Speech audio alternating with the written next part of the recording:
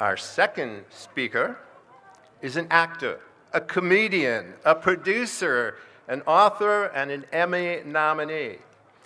He's known for being on the cast of Saturday Night Live for 7 years, 30 Rock for another 7 years, starring as Tracy Jordan, and starring as Trey Barker in The Last OG. Help me welcome to the stage a Walk of Famer in his own right, Tracy Morgan.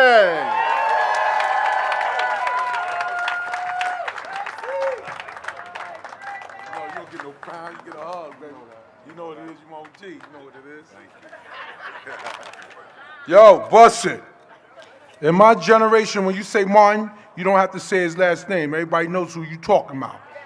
My parents had Red Fox and Sanford and Son. We had Martin Lawrence and The Martin Show. The show that made you rush home from work, and you and your family sat around the TV and watched and laughed your ass off. And everybody talked about it at work the next day. That was one part of Martin's legacy. But the most important part is the number of people he influenced, namely me.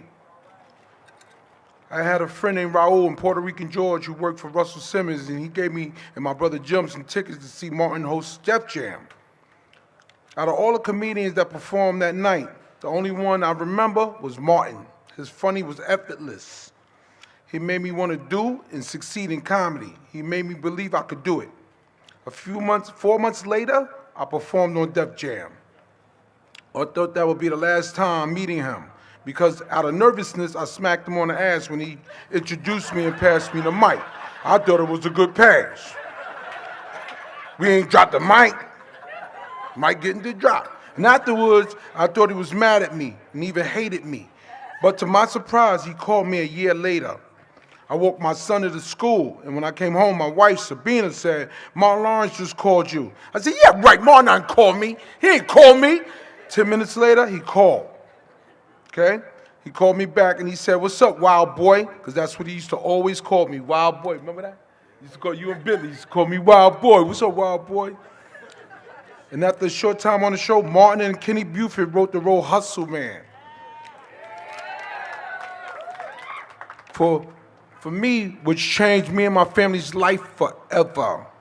Because of that, we moved out of the ghetto.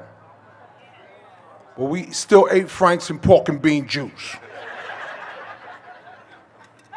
Thank you, my friend. Thank you very much. I was honored to be cast alongside Martin in a very funny movie. I did A Thin Line Between Love and Hate with Lynn. I thank both of y'all. And also Death at a Funeral with my other comedic hero, Chris Rock. When you get a star on the Walk of Fame in Hollywood, it cements you as a legend. But Martin, you have been more than that to me and so many others. You are my brother and a mentor. And I'm so happy to give and giving you and Sean Lampkin your roses. You will always, always be my OG. I love you, Marty Marr.